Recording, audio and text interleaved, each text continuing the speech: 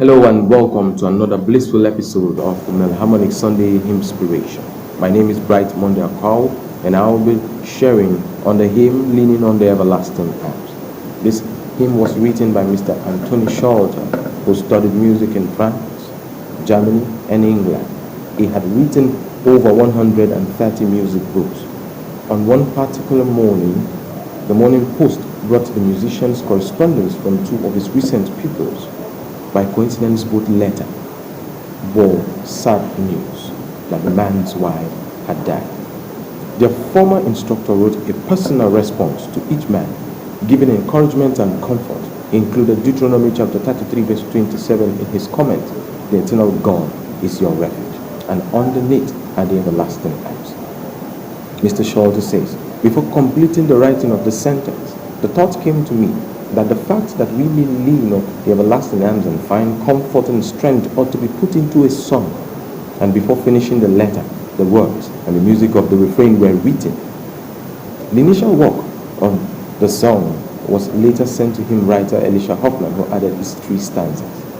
Out of the kindly comfort sent to 2 widowed men, the hymn Leaning on the Everlasting Arm was born.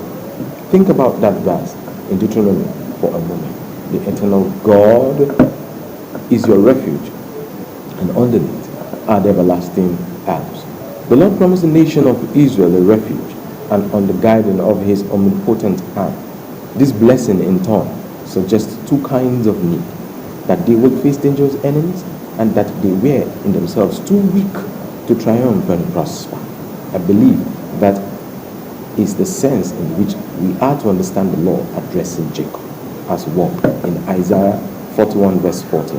It suggests that which is often looked down upon as being impotent and of no account. It's not difficult to apply all of this to the individual believers, as David does in Psalm 40 verse 17 and Psalm 70 verse 5.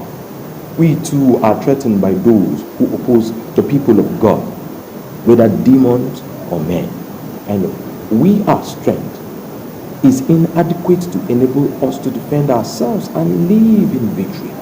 We need the support and security that only God can provide. So does Almighty God, who created all things, have power enough to help us? Of course.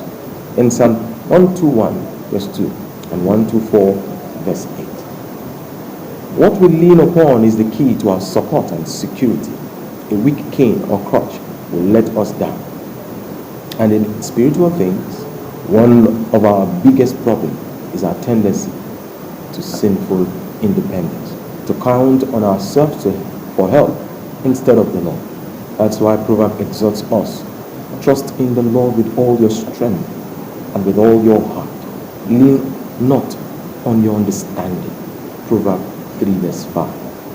When we trust in Him and His abundant sufficiency, there is a sense of peace and spiritual joy that fills our heart. What a fellowship! What a joy divine, leaning on the everlasting arms. What a blessedness! What a peace is mine, leaning on the everlasting arms. I will leave you with this question: why are we Christians? Why do we always pray at the last instead of pray at the beginning? Have a wonderful and blissful